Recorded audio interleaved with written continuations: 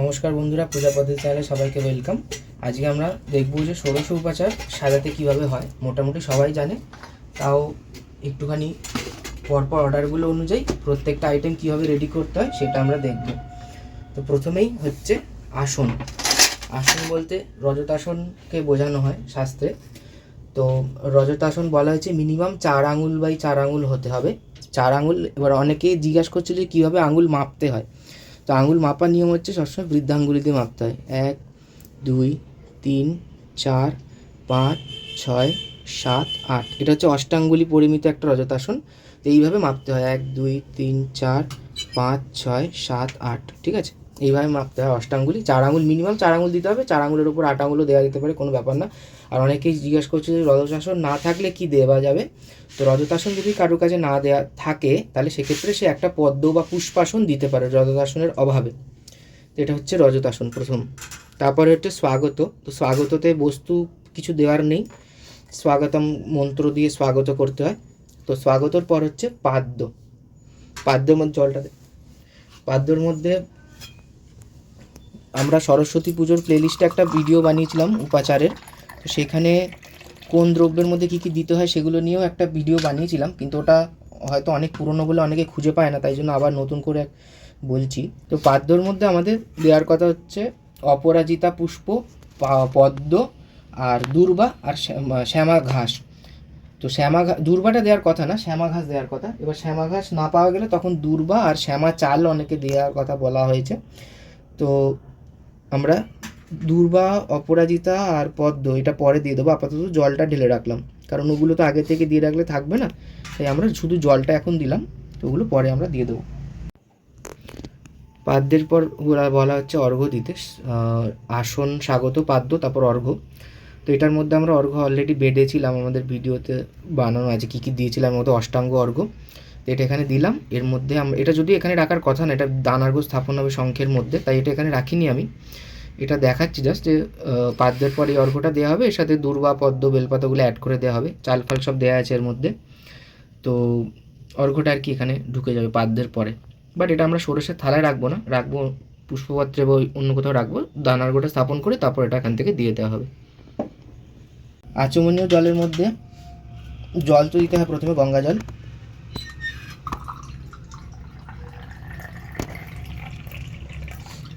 গঙ্গা জলের মধ্যে আচমনীয় এবং পুনরাচমনীয়তে বলা হচ্ছে কটফল, লবঙ্গ এবং জায়ফল চূর্ণ করে দিতে। এইটা হচ্ছে সেটা গুঁড়ো করে রাখা আছে আমার কাছে। এই যে এইগুলো হচ্ছে কটফল। দোকানে আবার কটফল বললে বুঝতে পারবে না, দিতে দেয় না ওরা, কক্কল বলতে হবে, কক্কল দোকানে গিয়ে। তো শ্লোকে কটফল লেখা থাকে। এই যে এইগুলো হচ্ছে কক্কল, কটফল যেটা আর কি। আর এখানে লবঙ্গ অল্প অল্প দানা দানা রয়েছে, অসুবিধা না। জায়ফলগুলো তো গুঁড়োই হয়ে গেছে। তো এটা আমরা 1 চামচ দেবো। তো এটা হচ্ছে আচমনীয়। এরপর দিতে হবে হচ্ছে মধুপর্ক।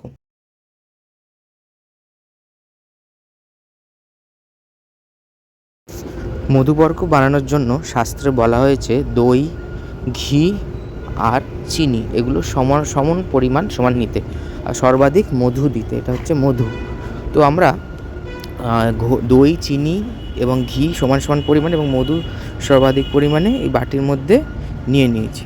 তো আমাদের ভালো করে কিন্তু মধুপর্কটাকে ফেটাতে হবে, না ফেটালে কিন্তু মানে মধুপর্কটা প্রপারলি তৈরি হবে না এবং ভালো টেক্সচার আসবে না, নিচে দানা দানা হয়ে যাবে। খুব ভালো করে জোরে জোরে ফেটাতে হবে, এটাই হচ্ছে সবথেকে বড় ইয়ে। তো এইটা হচ্ছে আর একটা মধুপর্ক।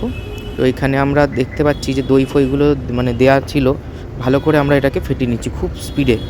এবং যদি আমাদের কাছে মিক্সার থাকে তাহলে মিক্সারে আমরা কিন্তু এটাকে ভালো করে মেশাতে পারি। আদারওয়াইজ হাতেও যদি মেশাই তাহলে খুব তাড়াতাড়ি করে ফেটাতে হবে। তো হ্যান্ড ব্লেন্ডার ইউজ করা যেতে পারে, বাট নাহলে এমনি হাতেও কিন্তু খুব ভালো করে যদি আমরা ফেটাই, খুব ভালো করে করতে হবে। এটা আর কি বক্তব্য আমার অনেকক্ষণ ধরে, তাহলে আমাদের মধুপর্ক তৈরি হয়ে যাবে।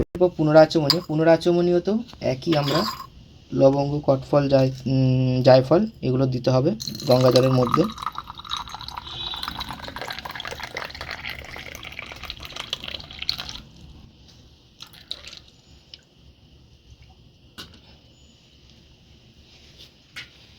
জল দিলাম ফার্স্টে গঙ্গা জল,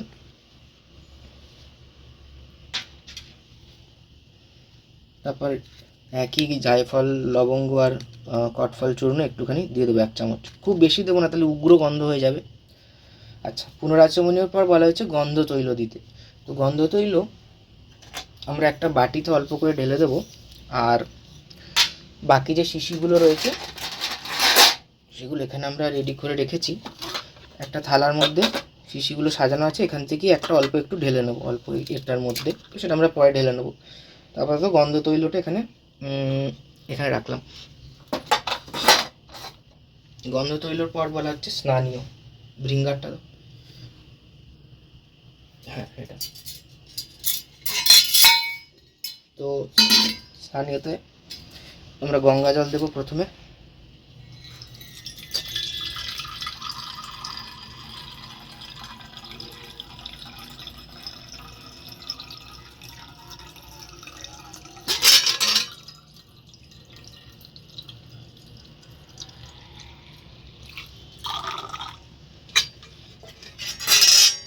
একটু ফাঁকা রাখলাম, এখানে আমরা বিভিন্ন গন্ধদ্রব্য দেওয়া যেতে পারে স্নানীয় জলের মধ্যে, ফুলও দেওয়া যেতে পারে। তো আমরা ফুল তো দেবো তখন। এখন একটুখানি দেবো গোলাপ জল। গোলাপ জল একটা বোতল ওই যে এখানে আছে, ঠিক আছে। দাও, আমরা একটু গোলাপ জল দেবো।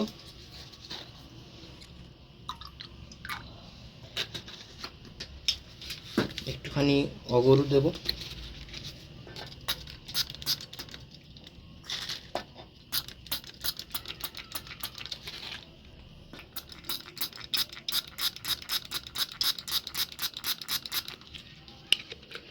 আর একটু চন্দন দেবো।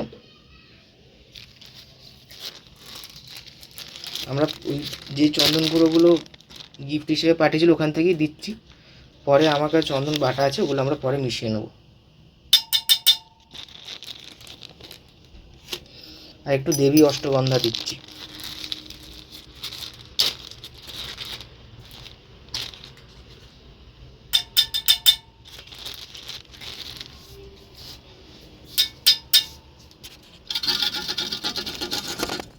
মিশে যাবে এর মধ্যে। আর একটু জল দিয়ে দিই, একটু ফাঁকা আছে।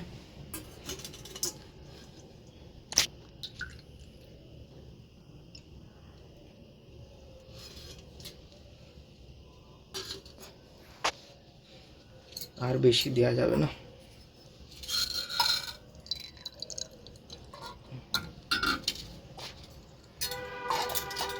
তো এটা গেল আমাদের স্নানীয়।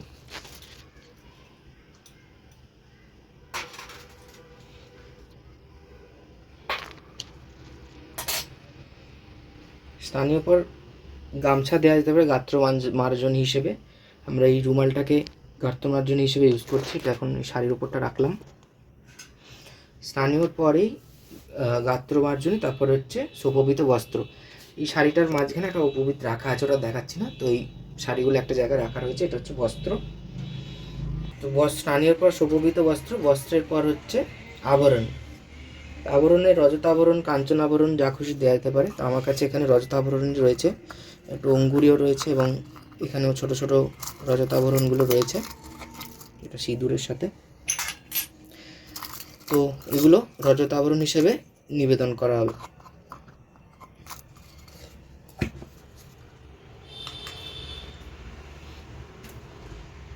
নিচে পড়ে যাবে। আবরণের পর হচ্ছে সিন্দুর। সিন্দুর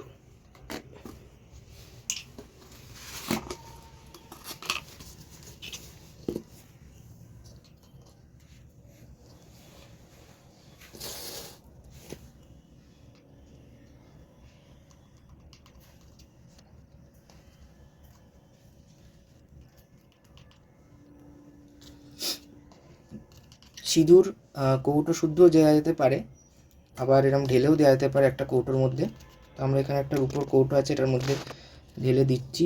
আমার ওই কৌটোগুলো ভাল লাগে না, পার্সোনালি ওই জন্য দিই না, বাট ওইগুলো চাইলে দেওয়া যেতে পারে, এরকম কোনো ব্যাপার না যে এইভাবেই দিতে হবে। সিঁদুরটা ঢেলে নিয়েছি, এবার গাটা একটু মুছে আটকে দেবো।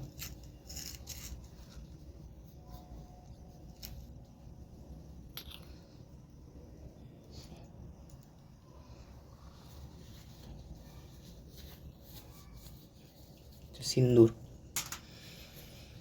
সিন্দুরের পর হচ্ছে নেত্রাঞ্জন।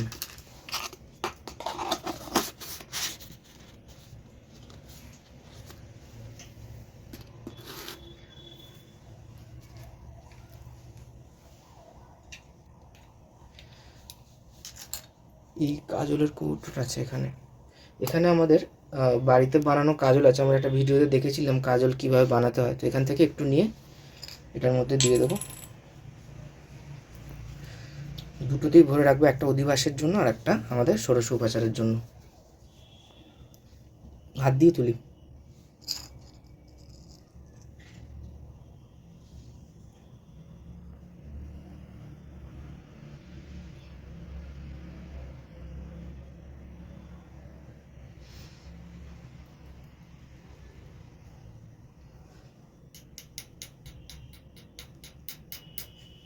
এটা ষোড়শের নেত্রাঞ্জন।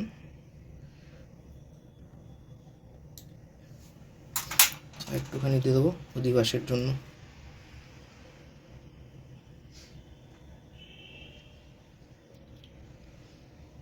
এই অধিবাস পাত্রে রেখে দেবো এটা। এরপর হচ্ছে শঙ্খাভরণ। আর অ্যাকচুয়ালি সিঁদুরের পরে শঙ্খাভরণ হয়, যাই হোক সাজানোর সময়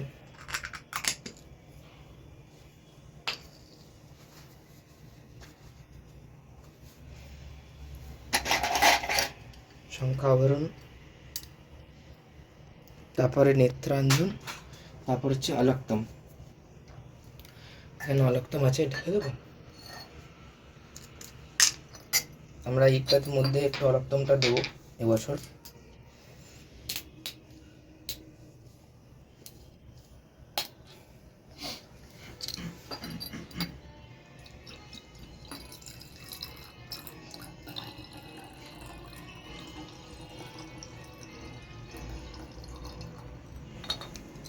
দুটোতে মনে হচ্ছে ভরবে না, একটা লাগবে। ও আচ্ছা, সিঁদুর আবরণের সাথে এটাও দেওয়া হয় সিঁদুর পরার জন্য, এটাও এখানে রাখলাম।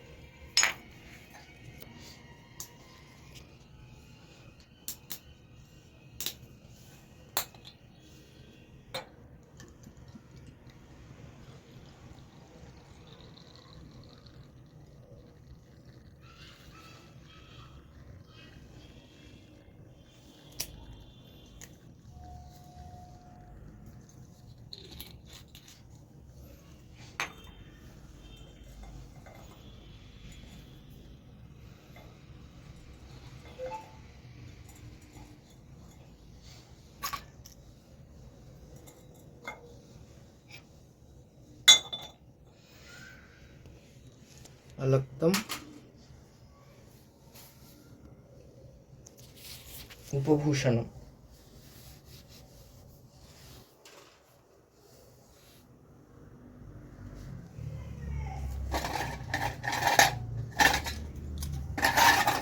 উপভূষণের মধ্যে আমাদের থাকে দর্পণ, কঙ্কতিকা, পলাটা উপভূষণের সাথে দেওয়া হয়, আর নোয়া। তো এগুলোকে আমরা বলয় হিসেবে দিই, আর কঙ্কতিকা, দর্পণ এগুলো উপভূষণ। এগুলো আপাতত এখানটা রাখছি, এটা একটা পরে ছোট থালার মধ্যে দিয়ে দেবো।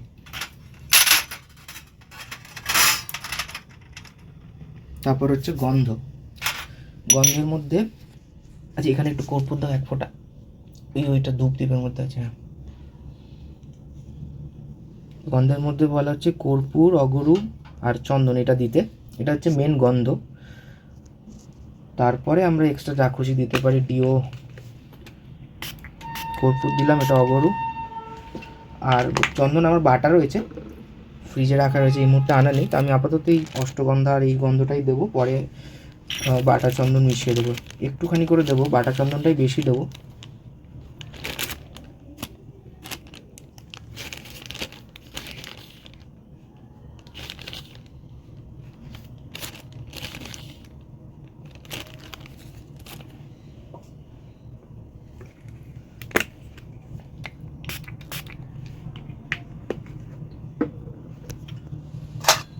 এটা একটা গন্ধ, মানে এটা শাস্ত্রোক্ত মতে গন্ধ।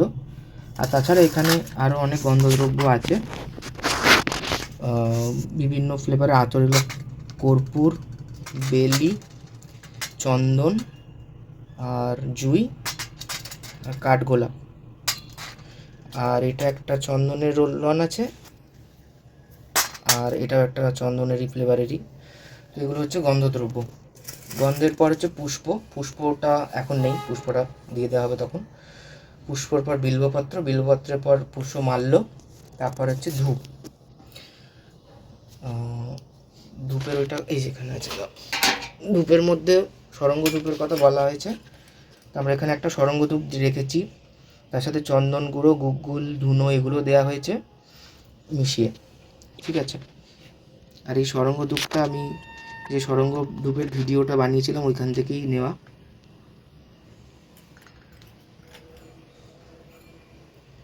এইটা হচ্ছে সেই সরঙ্গ ধূপটা। অনেকে বলছে এটা নাকি আসল নয়, তো যাই হোক, আসল না হলেও অ্যাটলিস্ট নেই আমার থেকে কানা মামা ভালো। সরঙ্গ ধূপ যেহেতু নেই একদমই, তার থেকে এটা অন্তত জেলে দেওয়া যেতে পারে। তার সাথে আমরা এমনি ধূপও দেবো। এই ধূপগুলো দেবো কারণ এই ধূপগুলো আমাকে পাঠিয়েছিল ষোড়শোপচারে দেওয়ার জন্য নীলাম্বরদা, তো এগুলো অবশ্যই দেবো।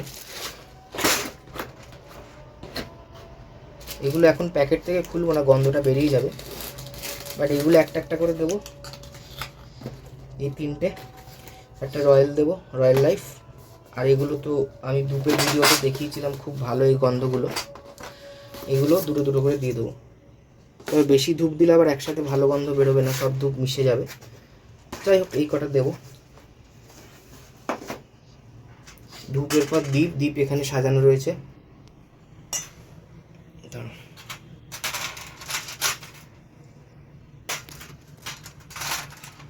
দ্বীপের পর নৈবেদ্য, নৈবেদ্যের পর হচ্ছে পুনরাচমনীয়। তো পুনরাচমনীয়তে আবার একটুখানি এটা লাগবে, ওই গুঁড়োটা।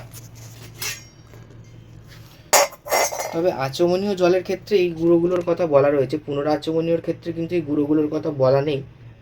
কিন্তু আমরা আচমনীয়র মতো করেই বানাবো পুনরাচমনীয়টাকেও।